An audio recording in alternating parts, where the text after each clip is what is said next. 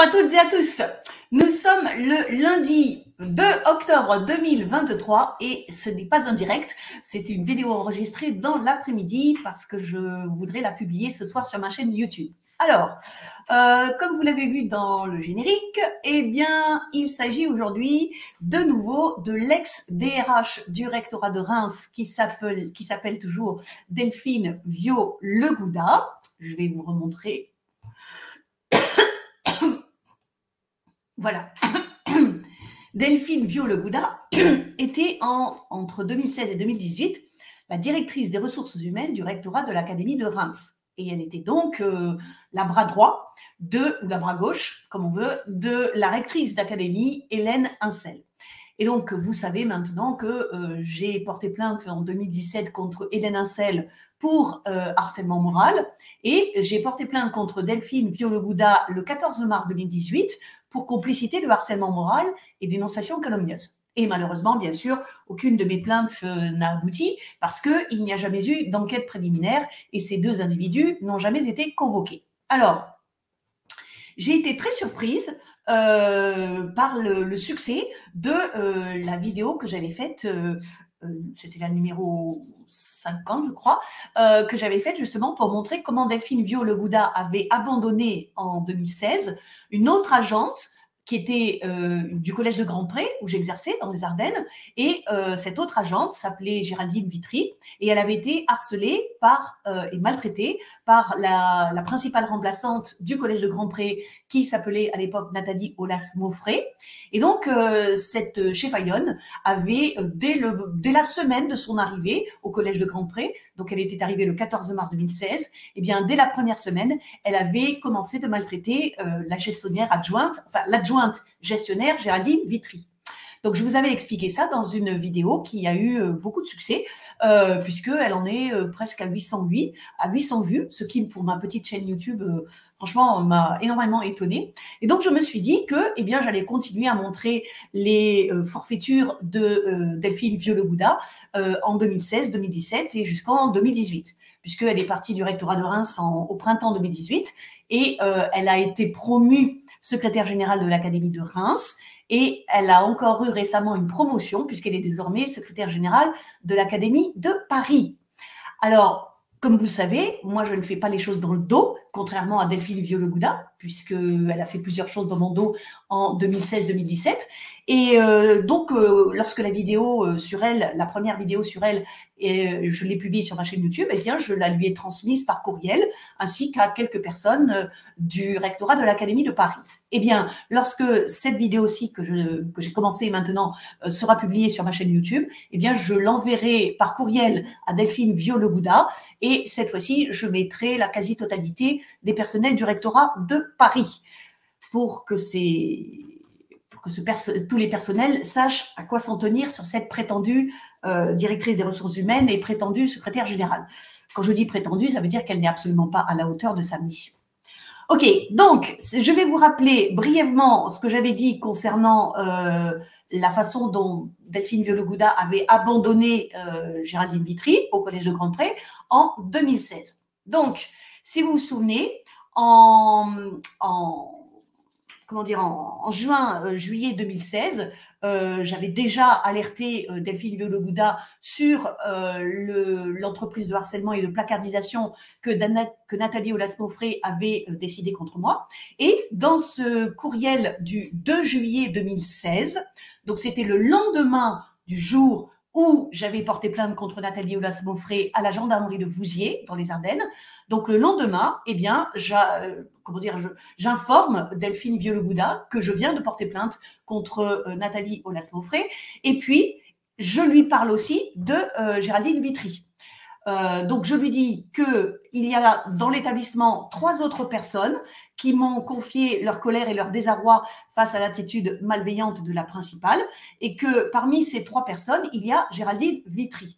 Alors, les 2 autres personnes, autant vous le dire tout de suite, eh bien, elles n'ont pas voulu, bien sûr, témoigner par écrit. de ce qu'elle subissait. Et donc, voilà, je n'ai que leur parole et je ne peux pas citer leur nom. Donc, pour Géraldine Vitry, étant donné que j'ai quelques documents écrits, là, je peux parfaitement citer son nom. Surtout, encore une fois, je le répète, si elle a obtenu finalement son congé de longue maladie à la fin de l'année 2016, c'est en grande partie grâce à toutes les alertes et signalements que j'avais fait pour elle. Donc, je lui dis que le mercredi 22 juin 2016, à Delphine Vieux-Le-Gouda, je lui dis que Géraldine Vitry avait tenté de s'expliquer à cœur ouvert avec la principale, parce que, comme je vous l'avais expliqué, pour Géraldine, c'était la première fois qu'elle subissait des attaques, de telles attaques dans son travail, étant donné qu'elle avait toujours travaillé dans une très bonne ambiance et que toutes les personnes avec qui elle avait travaillé, que ce soit dans sa hiérarchie ou que ce soit ses collègues, avaient toujours reconnu ses compétences et sa conscience professionnelle. Donc Géraldine était totalement désarmée face à cette attaque de Nathalie Aulas-Beaufret. Et donc, comme elle était naïve, eh bien, elle croyait qu'en parlant à cœur ouvert avec Nathalie Aulas-Beaufret, ça pourrait s'arranger. Et donc, ce que je vous dis là, c'est Géraldine Vitry qui me l'a confié, évidemment. Donc, le 22 juin 2016, Géraldine Vitry essaie de parler à cœur ouvert avec la principale et elle lui confie son mal-être et comment dire, le fait qu'elle vient travailler la boule au ventre. Eh bien, Nathalie Aulas-Beaufret, et ce n'est absolument pas étonnant, lui a rétorqué « Si recevoir des remontrances est pour vous de la souffrance, alors l'année prochaine, vous allez encore souffrir. » Vous comprenez, là, quand on dit que une bonne partie des gens qui harcèlent ont une certaine perversité, eh bien là, vous la voyez. C'est-à-dire que sous couvert de faire des remontrances professionnelles, eh bien, en fait, Nathalie Aulas-Beaufret n'avait qu'une intention, c'est de faire s'effondrer Géraldine Vitry. Et pour une bonne et simple raison, c'est-à-dire que Géraldine Vitry était 100 fois plus compétente que Nathalie Aulas-Beaufret. Donc, ce que j'apprends là à Delphine Vieux-Le-Gouda, c'est encore une fois, pour signaler par écrit et comment dire, par devant, hein, pas dans le dos, pour lui signaler donc ce qui se passe au collège de Grandpré et surtout que Nathalie Aulas-Beaufret n'a pas maltraité que moi. Elle avait une autre agente sous sa main qu'elle faisait souffrir. Autre alerte que j'avais faite pour Géraldine, c'était le 5 septembre 2016. Donc là, c'est un courrier recommandé que j'ai envoyé à la rectrice d'académie, donc Hélène Hincel. Et là, je lui fais une alerte de danger grave et imminent. Donc cette alerte, c'est comment dire, c'est quelque chose qui est réglementé par un décret de 1982 sur la prévention de la santé des fonctionnaires publics. Et évidemment, là, je vous mets qu'un seul paragraphe, mais évidemment, dans mon courrier recommandé, je lui détaille tous les événements dont Géraldine m'a parlé et tout ce dont moi-même j'ai été témoin. Voilà, donc ça, j'ai fait cette alerte le 5 septembre. C'était le lendemain du jour où j'avais fait l'alerte de danger grave et imminent pour moi-même, toujours par courrier recommandé. Et donc, là, vous voyez, le 16 novembre 2016, un courriel que j'ai envoyé au directeur départemental de l'éducation nationale, donc il s'appelait Didier Delris, et là encore, je l'alerte sur la situation alarmante de Géraldine Vitry, qui était en congé de maladie ordinaire depuis bientôt 3 mois et qui allait donc passer à mi-traitement. Et si je lui envoie ce courriel, c'est parce que la veille, j'ai encore eu un témoignage que la situation de Géraldine Vitry était alarmante, parce qu'il y avait une syndicaliste de la CGT, Laurence Corpel, qui avait téléphoné et qui m'avait envoyé un courriel où elle écrivait justement qu'elle était absolument estomaquée de tout ce que lui avait appris le mari de Géraldine Vitry au téléphone. Et donc, c'est à la suite de ce courriel et peut-être de quelque chose que Laurence Corpel a fait de son côté, mais ce n'était pas par écrit, en tout cas. Donc, c'est à la suite de ce courriel que donc Géraldine Vitry a été finalement reçue au rectorat de Reims par Delphine Vieux-Le-Gouda le 21 novembre 2016. Et ensuite, elle a pu être examinée dans un centre hospitalier à Reims, et c'est là qu'elle a pu finalement obtenir son congé de longue maladie. Et donc, je vous avais montré dans la précédente émission, donc je vous avais montré cet extrait du procès-verbal d'une réunion extraordinaire du comité d'hygiène, de sécurité et des conditions de travail de l'Académie de Reims. Donc, en abrégé, c'est le CHSCTA. Et donc, cette réunion avait été demandée dès septembre 2016 par le secrétaire du CHSCTA, qui était un professeur et que j'avais alerté, bien sûr. Et ce secrétaire s'appelait Yannick Lefebvre. Et donc, quand il a fait la première demande de réunion extraordinaire pour parler de ce qui se passait au Collège de Grandpré en septembre, eh bien, la rectrice n'a pas donné suite. Et donc, ensuite, il y a eu un changement de secrétaire. Donc, ce n'était plus Yannick Lefebvre, mais c'était Renaud Rouffignac. Et donc, Renaud Rouffignac a fait une seconde demande à la rectrice pour justement que se tienne une réunion extraordinaire. Et donc, cette réunion s'est finalement tenue le 19 décembre 2016. Donc, c'était le 3e jour des vacances scolaires de Noël. Donc, peut-être que la rectrice Ancel espérait qu'il n'y aurait pas beaucoup de professeurs présents ce jour-là, mais elle a mal espéré parce qu'il y en avait quand même un certain nombre. Et donc, dans ce procès-verbal, qui a mis 7 mois, entre parenthèses, pour me parvenir, comme vous le voyez, il a été rédigé le 6 janvier 2017, et donc ça veut dire qu'il était à disposition à la fois des membres du CHSCT académique et de moi-même, puisque évidemment j'avais demandé à l'avoir, mais moi je ne l'ai obtenu que 7 mois plus tard presque, c'est-à-dire le 21 juillet 2017. Et j'ai failli faire une saisine de l'ACADA justement pour l'avoir. Et c'est parce que j'ai averti le rectorat que j'allais saisir l'ACADA que le rectorat me l'a quand même envoyé. Donc, qu'est-ce qui est dit à propos de Géraldine Vitry dans ce procès-verbal?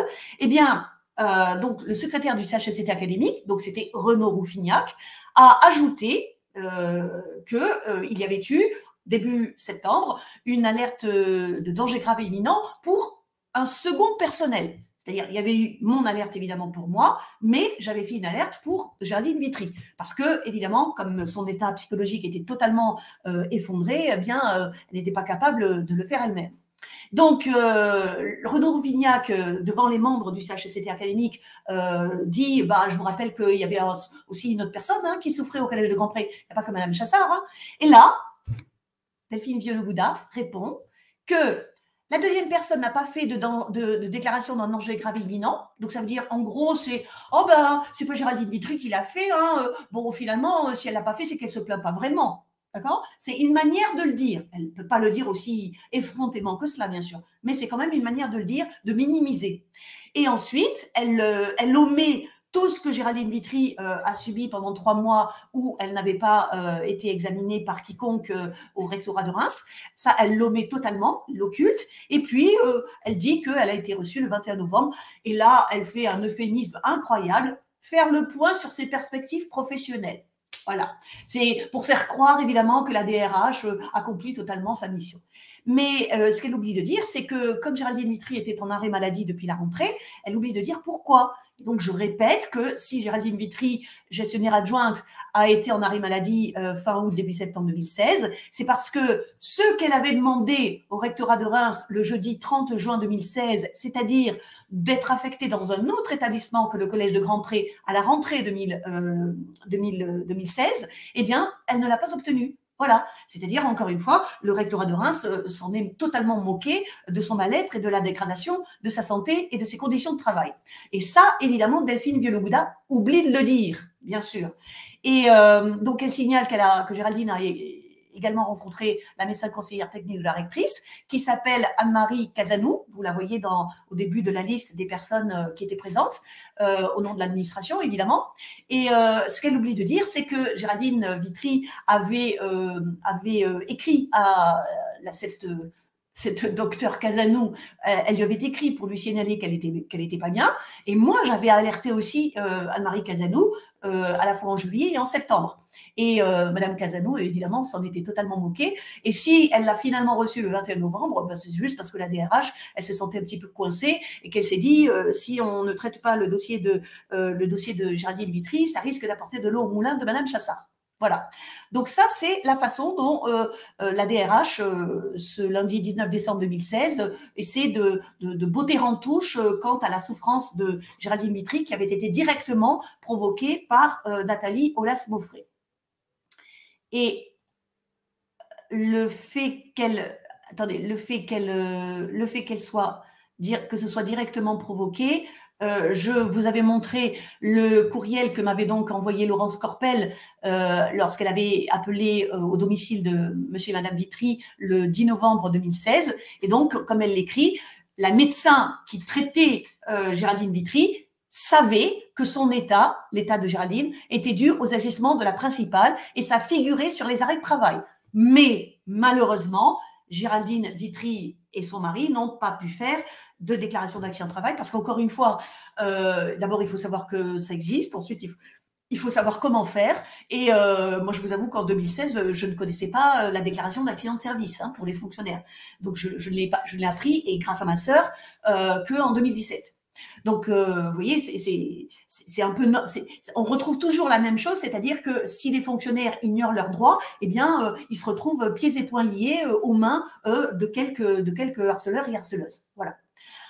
Alors, quand Delphine Vieux-Le-Gouda est obligée de répondre cela le 19 décembre 2016, eh bien, il faut que je vous parle de quelque chose dont je ne vous ai pas parlé la dernière fois, c'est-à-dire qu'elle a été obligée, Delphine Vieux-Le-Gouda, à partir de septembre 2017, elle a été obligée avec la rectrice de diligenter, d'ouvrir une enquête administrative. Alors, je ne vais pas vous expliquer comment s'est passée cette enquête puisqu'elle a été à charge et elle a été irrégulière, mais je veux simplement vous montrer ce document qui est un courriel que j'ai envoyé à la fois à Nathalie Aulas-Mauffret, donc qui était la principale du Collège de Grand-Pré, mais aussi en copie, comme vous le voyez, à la rectrice, à la DRH, donc Delphine Vieux-Le-Gouda, la division des personnels enseignants. Éric Guillet, c'était un inspecteur du rectorat qui normalement devait me protéger.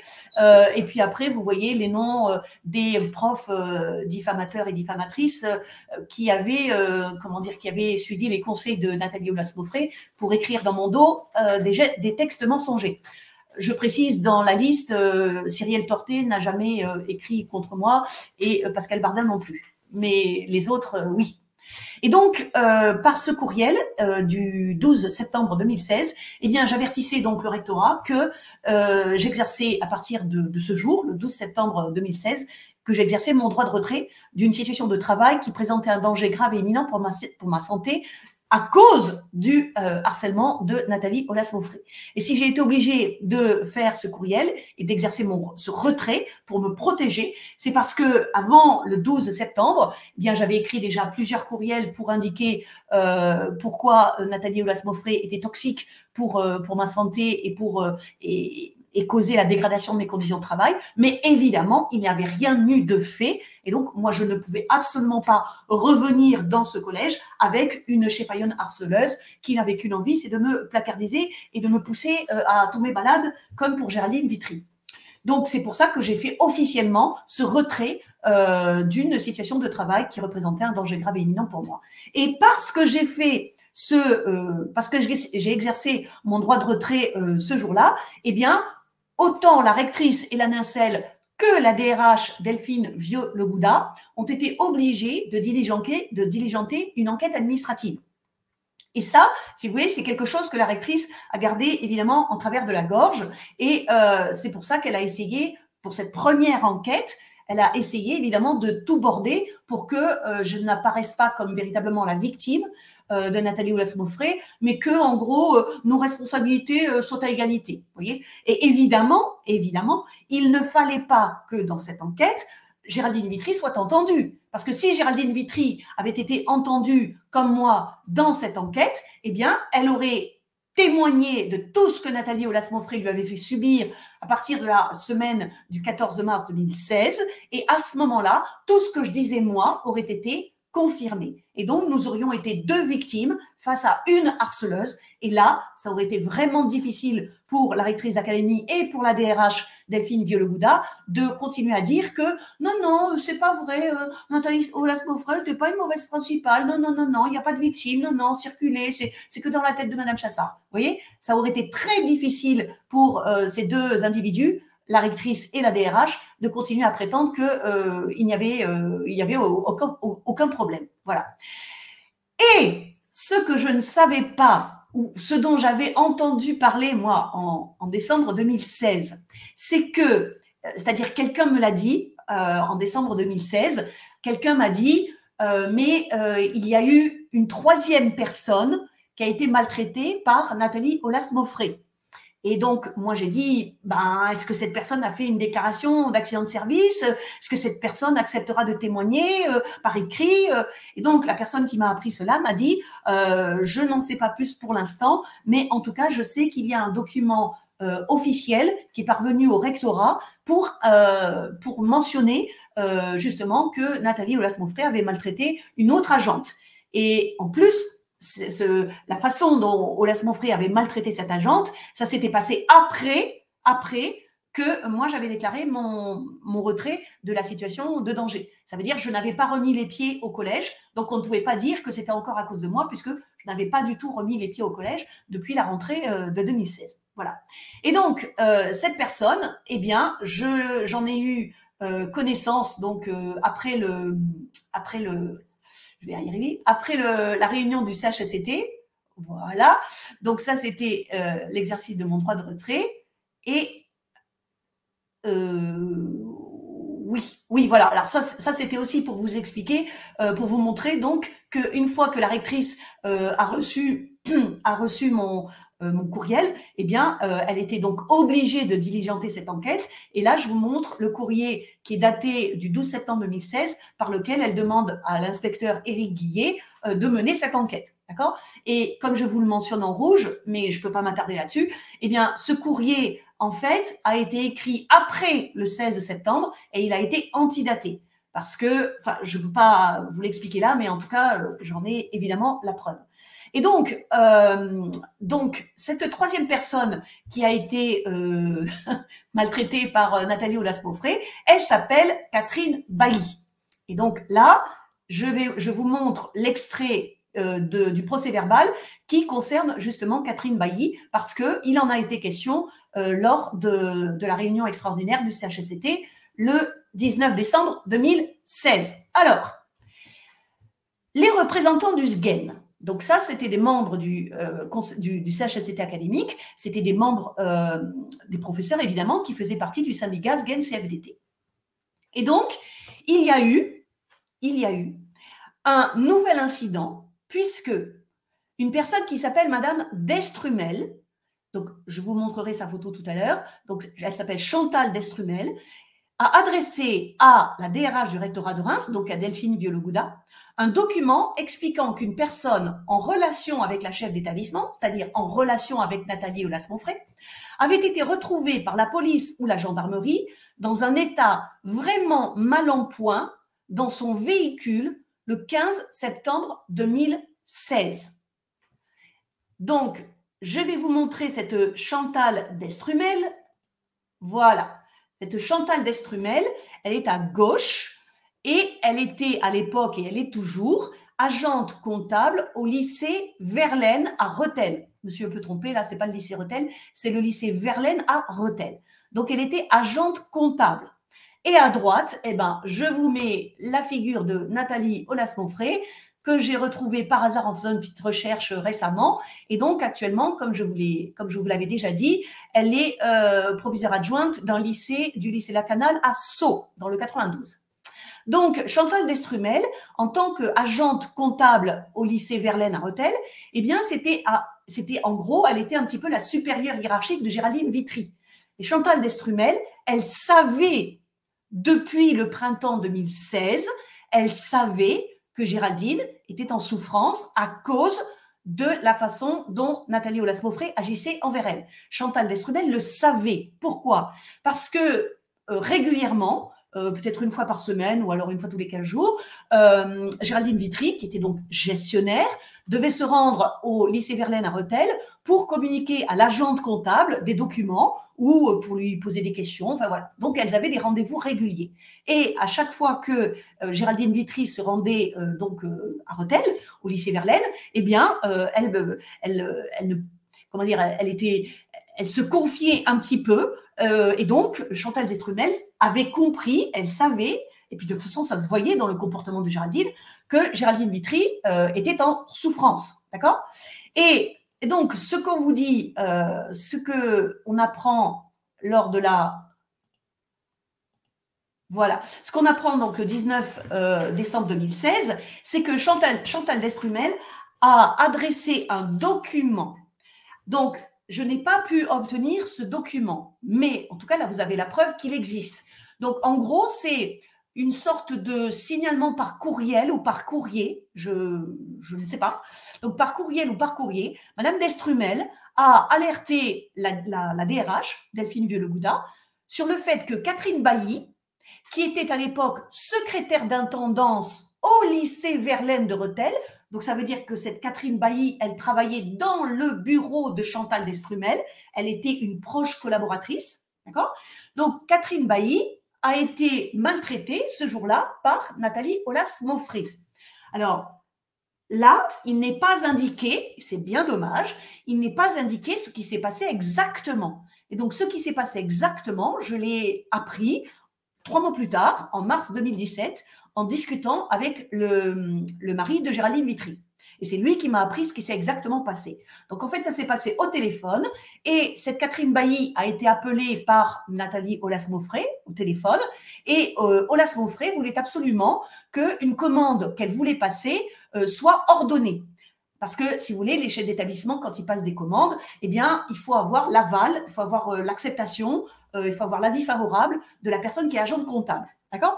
Et donc, Nathalie Aulas-Mauffret avait fait une commande, peut-être quelques jours avant, et puis elle était très énervée parce que la commande n'était toujours pas faite, et donc elle l'appelait au téléphone pour dire bah, je veux que ce soit fait. Et donc, Madame Bailly, au téléphone, je répète, secrétaire d'intendance, lui a dit que ce n'était pas possible parce qu'il y avait quelque chose d'irrégulier dans cette commande. Et là, Nathalie Aulas-Mauffret s'est mise très, très en colère et donc, elle a insulté Catherine Bailly au téléphone. Et Catherine Bailly, un petit peu comme Géraldine Vitry, qui ne s'attendait absolument pas à un tel comportement parce qu'elle ne l'avait jamais, ça ne lui était jamais arrivé. Donc, Catherine Bailly a été très choquée. Et donc, quand vous lisez dans le procès-verbal que c'est la gendarmerie ou la police qui l'a retrouvé dans son véhicule vraiment mal en point, eh bien, c'est vrai. C'est-à-dire que Catherine Bailly, à la sortie de son travail, elle est allée dans sa voiture et puis elle ne pouvait même plus conduire. Elle était tellement choquée qu'elle n'était plus en état de conduire. Et donc, je ne sais pas si c'est elle ou si c'est Chantal Destrumels ou une autre personne qui a donc alerté la police ou la gendarmerie, mais en tout cas, vous voyez bien que soit la police, soit la gendarmerie s'est déplacée. Cela vous montre à quel point cette agente, Catherine Bailly, a été traumatisée par un simple appel téléphonique de Nathalie Aulas-Mauffret. Donc, imaginez-vous si une agente peut être choquée par cette cheffaillonne harceleuse qui est Nathalie Aulas-Mauffret, peut être choquée par des insultes au téléphone et par une explosion de colère au téléphone. Vous imaginez dans quel état devait se trouver Géraldine Vitry, qui devait supporter Nathalie Aulas-Mauffret pendant mars, avril, mai, juin, début juillet, et moi-même, qui donc ai commencé à subir ces agissements de harcèlement à partir de la mi-avril 2016. Donc, cette agente Catherine Bailly, elle a même été tellement traumatisée qu'elle a dû être hospitalisée et qu'elle a été placée en congé de maladie. Et que pour la suite de l'année scolaire 2016-2017, elle n'est pas retournée au lycée Verlaine à Rethel, elle est allée dans un autre établissement, peut-être, d'après ce que l'on m'a dit, à Signy-l'Abbaye, toujours dans les Ardennes. Voilà. Et donc, cela vous montre bien, si vous voulez, que il y avait d'autres personnes qui subissaient les agissements de Nathalie Aulas-Mauffret et que pour ces autres personnes, eh bien, malheureusement, il n'y a pas eu comment dire, de témoignages tellement flagrants et tellement décisifs que ces témoignages, eh bien, auraient pu appuyer le mien. Là, ce que Chantal Lestrumel a fait, encore heureux, puisque c'était une proche collaboratrice, c'est qu'elle a écrit à la DRH pour lui signaler cela. Et que croyez-vous que la DRH Delphine Viollet-Gouda a fait lorsqu'elle a reçu ce signalement? Je vous rappelle que ce signalement lui est arrivé le 15 septembre, ou peut-être le 16, d'accord? Et donc, ce signalement lui arrive, donc elle sait déjà que moi j'ai porté plainte contre Olas Mauffret, elle sait que j'ai alerté sur la situation de Géraldine Vitry, elle apprend qu'il y a une troisième agente qui a été traumatisée par Nathalie Olas Mauffret, et là, Madame Viollet-Gouda, DRH du rectorat de Reims, elle ne prend aucune mesure. Elle ne prend aucune mesure. Tout ce qu'elle fait avec la rectrice Incel, c'est « Ah oui, là il va vraiment falloir diligenter une enquête ». Sauf que si on fait une enquête, si le rectorat décide une enquête, eh bien dans ce cas-là, il faut écouter ce que Géraldine Vitry et ce que Catherine Bailly ont à dire. C'est la première chose qui vient à l'esprit. Vous avez une chef d'établissement dont on constate qu'elle a maltraité trois personnels, et vous voulez pas entendre les trois personnels. Non, mais vous voyez bien que Delphine Viollet-Gouda a été totalement partiale et qu'elle a totalement piétiné sa mission de protection des fonctionnaires qui travaillaient dans l'académie de Reims. Donc, regardez bien comment elle a riposté lorsque on lui a dit cela à la réunion du CHSCT. Donc, je pense qu'elle s'y attendait pas. Hein. Donc, elle a essayé de botter en touche. Regardez bien. Elle a ensuite demandé à deux reprises, elle a demandé « Mais est-ce que ce que vous venez de me dire, c'est bien en relation avec Madame Chassard ?» Et par deux fois, les représentants du SGEN, donc des professeurs, lui ont répondu que oui, c'était bien en lien avec la chef d'établissement du collège de Grand-Pré, qui s'appelle Nathalie Olas Mauffret. Quand elle a demandé deux fois Viollet-Gouda, il faut que vous compreniez que c'est une sorte de pression. C'est comme si, parce qu'elle, encore une fois, c'est la bras droit de la rectrice, d'accord? C'est comme si elle disait, mais vous êtes sûr? Mais vous êtes vraiment sûr? Mais vous êtes vraiment sûr? Et si en face, vous avez des profs un petit peu trouillards, ben, ils vont dire, oh, ben, peut-être qu'on n'est pas très sûr. Mais là, eh ben, ils étaient sûrs. Ils étaient sûrs. Et ils le lui ont dit. Et donc, eh ben, qu'est-ce qu'elle a pu répondre? Eh bien, elle a répondu que, eh ben, elle était au courant. Elle était au courant, puisqu'elle dit, c'est la secrétaire de l'agence comptable du lycée Verlaine à Rethel, donc Catherine Bailly, qui s'était heurtée avec la chef d'établissement. Vous regardez la formulation? Regardez bien la formulation. Qui s'était heurtée avec. C'est une forme presque pronominale. Ça veut dire qu'elle le formule de telle façon que ce n'est pas Olas Mauffret qui est l'agresseur, qui est l'agresseuse. Vous voyez? Donc Delphine Viollet-Gouda est obligée de reconnaître que oui, il y a eu un incident avec une troisième personne. Oui.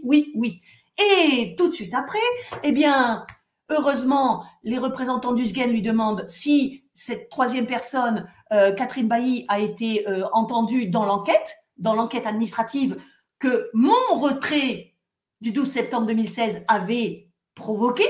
Eh bien, qu'est-ce que répond Viollet-Gouda? Elle répond: non, cette personne n'a pas été entendue dans le cadre de l'enquête. Vous comprenez maintenant? Donc, Viollet-Gouda, elle a la preuve, à la réunion extraordinaire du CHSCT académique, elle a la preuve, et la rectrice à ses côtés, bien sûr. Hein. Donc, elles ont la preuve qu'il y a des profs qui sont au courant que moi, j'accuse Nathalie Olas Mauffret, que Géraldine Vitry a été placée en arrêt maladie et bientôt elle va avoir un congé de longue maladie à cause de Olas Mauffret. Et là, il y a une troisième personne qui est traumatisée à cause de Olas Mauffret, mais, non, on ne cherche pas à entendre ces deux personnels pour savoir si Madame Chassard, qui est la seule à porter plainte, elle dit la vérité. Vous comprenez? Donc, c'est une façon d'étouffer l'affaire, tout simplement. Et ça, Delphine Viollet-Gouda, elle est totalement responsable de ça, puisque à l'époque, c'est elle qui conseillait donc la rectrice Hélène Incel. À l'époque, c'était Delphine Viollet-Gouda qui était à la manœuvre depuis le printemps 2016. Et à l'époque, je peux considérer que Hélène Incel, elle était peut-être un peu moins au courant. Un petit peu moins au courant, d'accord? Mais en tout cas, c'est Viollet-Gouda qui aurait dû, si elle avait été une véritable DRH, c'est elle qui aurait dû justement contacter à la fois Géraldine Vitry et Catherine Bailly pour recueillir leurs témoignages et pour faire rentrer ces deux témoignages dans l'enquête administrative. Mais évidemment, il n'a pas été du tout question de faire comme cela. parce que tout ce que Incel et Vieux le Gouda voulaient, c'était de limiter au maximum l'impact de mes accusations et de mes éléments de preuve. Alors, je vous ai dit que, je vous ai déjà dit qu'il y avait heureusement une minorité de profs qui n'étaient pas trouillards, qui connaissaient le droit et qui justement étaient à la hauteur de leur mission. Donc là, je vous montre un extrait d'une attestation que l'un des membres du CHSCT académique, qui était présent donc le 19 décembre 2016. Il s'appelle Brendan Colobert et en septembre 2020, je lui ai demandé de me faire une attestation sur sa participation justement à la réunion extraordinaire du 19 décembre 2016. Parce que cette attestation, je l'ai produite devant la Cour administrative d'appel de Nancy dans mes requêtes en appel. Et donc, Brendan Colobert a accepté, il a soigneusement rédigé son attestation. Et là, vous voyez donc l'extrait qui concerne Catherine Bailly et donc cette secrétaire d'intendance qui a été maltraitée et choquée au téléphone par Nathalie Aulas-Beaufret. Donc, il nous dit que ce qui est dans le procès-verbal du CHSCT correspond bien aux propos qu'il a tenus et correspond bien à ce que la DRH Vieux le Gouda a tenu. Mais remarquez qu'il signale qu'il y a une phrase qui n'est pas apparue dans le document final. Il y a une phrase qu'il a entendue, qui a été prononcée, je ne sais pas par qui, mais il y a une phrase qui a été occultée et qui n'est pas dans le document final. On peut se demander quelle est cette phrase. Mais je vous rassure tout de suite, c'est quelque chose qui est courant de la part des hiérarques. C'est-à-dire qu'on n'écrit pas tout ce qui s'est dit. Parce qu'évidemment, s'il y a des choses qui sont dites, qui sont embarrassantes, il vaut mieux qu'elles disparaissent. Donc, Brendan Colobert, lorsqu'il a parlé, eh bien, il a évoqué les difficultés importantes rencontrées par deux autres personnels, donc, c'est-à-dire Catherine Bailly et Géraldine Vitry. Et donc, il réitère l'affirmation selon laquelle Delphine Vieux le Gouda a reconnu qu'aucune des deux personnes, Géraldine Vitry et Catherine Bailly, n'avaient été entendues dans le cadre de l'enquête administrative qui a eu lieu fin septembre, début octobre 2016 au collège de Grand-Pré. Voilà. Donc ça, c'est la preuve absolue, je veux dire irréfutable, de la responsabilité, de l'irresponsabilité ou de la faute professionnelle de Delphine Vieux le Gouda, tout simplement, dans l'enquête administrative que j'avais obligé la rectrice à diligenter. Alors, concernant Catherine Bailly, donc je vous ai dit que à l'époque de la réunion du CHSCT académique, moi je ne connaissais pas son nom, parce que justement, la personne qui m'avait appris l'incident ne voulait pas me donner son nom. Et donc, je l'ai appris par la suite, je l'ai appris en mars 2017, tout plus précisément le 26 mars 2017, parce que ce jour-là, c'était un dimanche, et j'ai essayé une nouvelle fois d'aller chez Géraldine pour lui parler, pour avoir de ses nouvelles, etc. Et en fait, j'ai parlé avec son mari, et donc c'est lui qui m'a appris le nom de cette secrétaire d'intendance. C'est lui qui m'a appris qu'elle s'appelait Catherine Bailly. C'est lui qui m'a appris qu'elle avait été placée en congé de maladie et qu'elle n'avait pas pu retourner pour la fin de l'année 2016-2017, qu'elle n'avait pas pu retourner au lycée Verlaine à Rethel, mais qu'elle avait été peut-être placée temporairement dans un collège à Assigny-l'Abbaye dans les Ardennes. Voilà. Et donc, en 2020, toujours au moment où donc j'ai essayé de récolter des témoignages parce que je voulais produire des documents auprès de la Cour administrative d'appel de Nancy, eh bien donc j'ai appelé Madame Catherine Bailly. Je l'ai appelée au téléphone. Et donc je l'ai appelée le lundi 4 novembre 2019. Donc oui, donc je me suis trompée quand je dis que c'était en 2020. Donc je l'ai appelée le lundi 4 novembre 2019. Et là, ça a été surréaliste. On a eu un bref échange téléphonique, mais ça a été surréaliste parce qu'en fait, elle n'était pas au courant, Catherine Bailly n'était pas au courant que sa supérieure hiérarchique, Chantal Destrumel, avait signalé à la DRH Delphine Vieux le Gouda l'incident qui s'était produit entre Nathalie Aulas-Beaufret et Catherine Bailly le 15 septembre 2016. C'est-à-dire que la principale intéressée, Catherine Bailly, n'avait pas été informée que Chantal Destrumel avait signalé cet incident à la DRH. Elle n'en savait rien. Donc, ça veut dire que Chantal Destrumel n'a même pas n'a même pas essayé d'obtenir de Catherine Bailly un témoignage écrit en lui disant, vous voyez, j'ai signalé à la DRH parce que je trouve que c'est grave ce qui vous est arrivé le 15 septembre et je sais que Madame Chassard accuse Nathalie Aulas-Mauffret et je sais que Géraldine Vitry est aussi harcelée et maltraitée par Aulas-Mauffret. Donc, est-ce que si vous réunissiez vos 3 témoignages, ça serait quand même bien? Eh bien non, Chantal Destrumel n'a pas fait cela. Je trouve ça mais hallucinant de bêtises. Voilà. Et donc, après avoir parlé avec Catherine Bailly ce jour-là, donc le 4 novembre 2019, donc elle m'a dit que en fait, elle avait tellement été traumatisée, je veux dire, elle a prononcé le mot, et bien que elle avait plus envie d'entendre parler de Aulas-Mauffret parce que ça lui donnait envie de vomir et ça la mettait très très mal, vous voyez. Et ça, c'est une réaction qui est typique des personnes qui ne sont pas arrivées à justement curer leurs blessures. C'est typique. Et donc, je vais... oui, alors, oui, ça, je vous l'avais remis. C'était Laurence Corpel qui avait téléphoné au domicile de Madame Vitry, je vous l'ai montré tout à l'heure. Mais ce sur quoi je voulais insister, c'est donc sur l'absence de véritable réaction de Chantal Destrumel. Et je lui en veux énormément parce que Chantal Destrumel, en 2016, eh bien, elle était membre du CHSCT académique. Je répète, Chantal Destrumel, qui était en 2016 agente comptable au lycée Verlaine à Rethel, qui était la supérieure de Catherine Bailly et qui donc a assisté au choc entre Nathalie Aulas-Mauffret et Catherine Bailly le 15 septembre, qui connaissait la dégradation des conditions de travail de Géraldine Vitry au collège de Grandpré, et qui connaissait la souffrance de Géraldine Vitry, Chantal Destrumel, en tant que membre du CHSCT académique, elle n'a pas fait de véritable signalement officiel. Elle ne l'a pas fait. Et ça, c'est pour vous montrer à quel point j'ai découvert que Chantal Destrumel était au courant.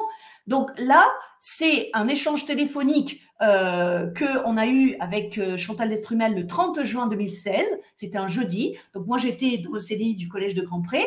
Et ce jour-là, le 30 juin 2016, eh bien, Géraldine Vitry, elle était au rectorat de Reims et elle était convoquée justement pour expliquer pourquoi elle se sentait si mal au collège de Grandpré. Et donc, dans la matinée, j'ai appelé au téléphone Chantal Destrumel. Alors, je n'ai pas pu l'appeler directement parce qu'à l'époque, je n'avais pas de ligne directe au CDI du collège de Grandpré. Donc, je devais demander à chaque fois à la secrétaire de direction, qui évidemment m'était hostile. Donc, je devais lui demander à chaque fois de me passer tel ou tel établissement. Et donc, j'ai réussi à avoir Chantal Destrumel et je lui ai parlé de quelque chose d'irrégulier que Aulas-Mauffret venait de décider contre moi. Et donc, elle m'a confirmé que c'était irrégulier. Et puis, on en est venu à parler de Géraldine. Et donc, ce jour-là, au téléphone, Chantal Destrumel m'a dit que elle connaissait parfaitement la souffrance de Géraldine Vitry. Et donc, elle m'a dit qu'elle l'avait même vu pleurer. Elle l'avait même vu pleurer. Chantal Destrumel a vu Géraldine Vitry pleurer lorsqu'elle évoquait les vexations de Nathalie Aulas-Mauffret. Vous vous rendez compte quand même. Ensuite, Chantal Destrumel m'a donné sa propre opinion sur Nathalie Aulas-Mauffret. Et là, je vous mets entre guillemets les paroles exactes qu'elle a prononcées. Donc, elle m'a dit qu'elle-même, Chantal Destrumel, avait une très mauvaise relation professionnelle avec Aulas-Mauffret et que désormais, elle ne lui écrivait plus, elle ne correspondait plus avec elle qu'en courrier recommandé. Vous vous rendez compte quand même. Vous ne croyez pas que Chantal Destrumel, elle aurait pu signaler ça aux membres du CHSCT académique aussi, par exemple? Ensuite, elle m'a dit, Chantal Destrumel, qu'elle considérait Nathalie Aulas-Mauffret comme une perverse, narcissique et manipulatrice. Je lui ai dit, madame, je suis entièrement d'accord avec vous. Et elle a convenu avec moi qu'elle était remplie de méchanceté. Remplie de méchanceté.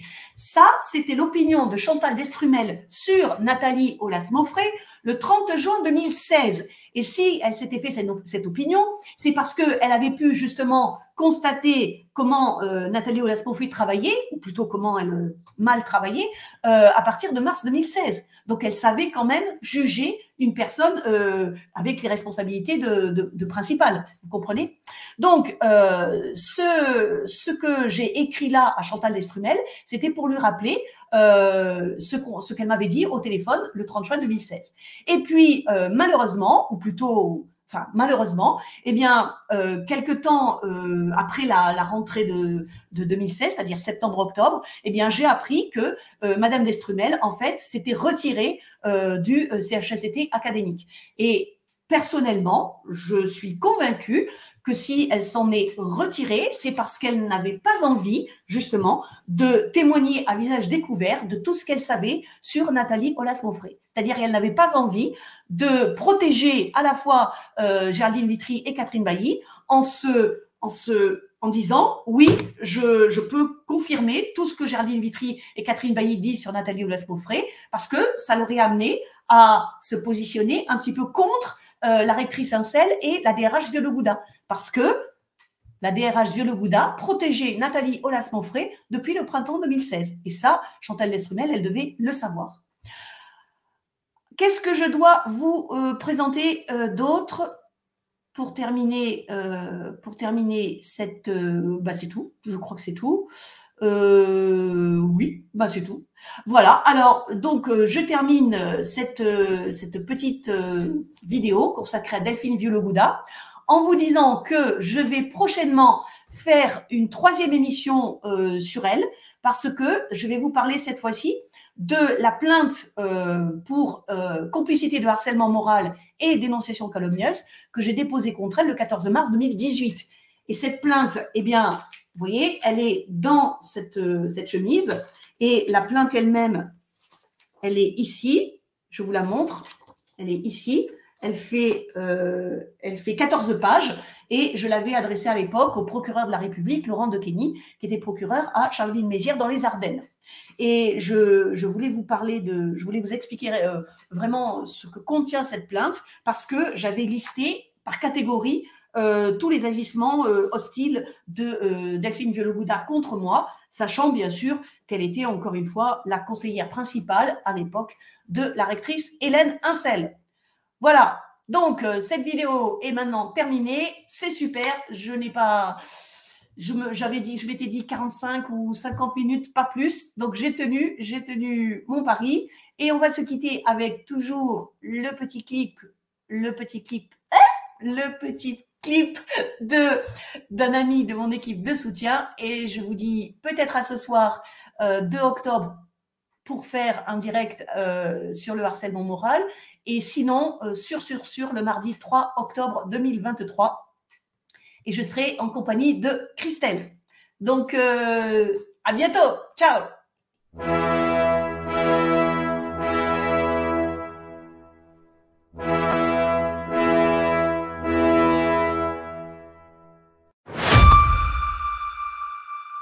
Explosion! Réveillez-vous!